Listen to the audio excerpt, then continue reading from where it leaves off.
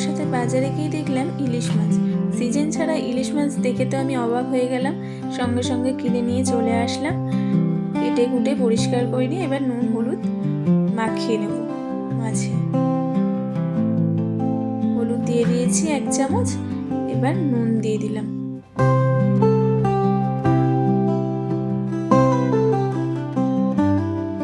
সামান্য পরিমাণে তেল দিয়ে দিচ্ছি, সর্ষের তেল। দিয়ে ভালো করে মাখিয়ে নিলাম। এবার কড়াইটাকে গরম করে তার মধ্যে দিয়ে দিচ্ছি সর্ষের তেল। তেলটা গরম হয়ে গেছে, এবারে মাছগুলো একে একে দিয়ে দিচ্ছি।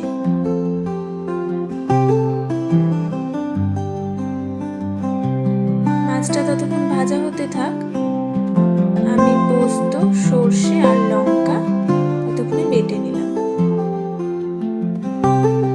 আমি শিলে বেটে নিচ্ছি, এতে করে তরকারিতে অনেকটা টেস্ট ভালো আসে। মাছগুলো আমার ভাজা হয়ে গেছে। আবার একটু কড়াইতে তেল দিলাম, দিয়ে আমি সামান্য একটু কালো জিরে দিয়ে দিলাম। কালো জিরেটা একটু ভাজা হয়ে গেলেই এবার একটু কুচনো পেঁয়াজ আমি এতে অ্যাড করে দিচ্ছি।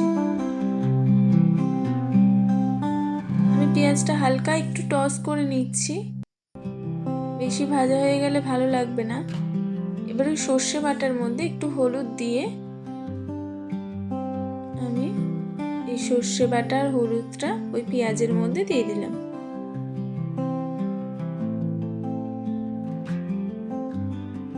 দিয়ে দিচ্ছি নুন,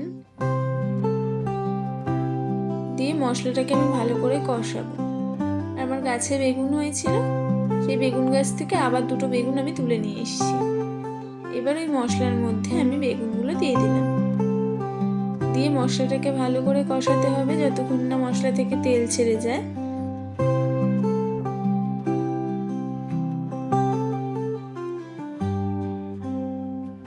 বেগুনটাকে আমি ভালো করে কষিয়ে নিচ্ছি। আমার কষানো হয়ে গেছে এবং তেল ছেড়ে দিয়েছে মশলা থেকে। আমি ওর মধ্যে জল দিয়ে দিলাম।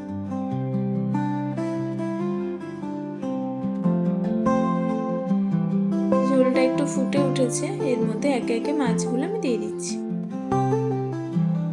ইলিশ মাছ একটু হালকা ভাজাই ভালো লাগে, সেই তুলনায় আমি একটু কড়াই ভেজেছি, কারণ আমার বাড়িতে কড়া মাছই পছন্দ করে, তাই আমি একটু কড়া মাছ ভেজেছি। আপনারা একটু হালকা মাছ চাইলে ভেজে নিতে পারেন। নুন মিষ্টিটা দেখে নিজেরা বুঝে দিয়ে দেবেন। আমি একে একে সব মাছগুলো দিয়ে দিলাম। এবার ঝোলটা ফুটতে দেব। আমার ঝোলটা ফুটে উঠেছে, এবার আমি নামিয়ে নেব। দিয়ে দিলাম একটু ধনিয়া পাতা উপর থেকে।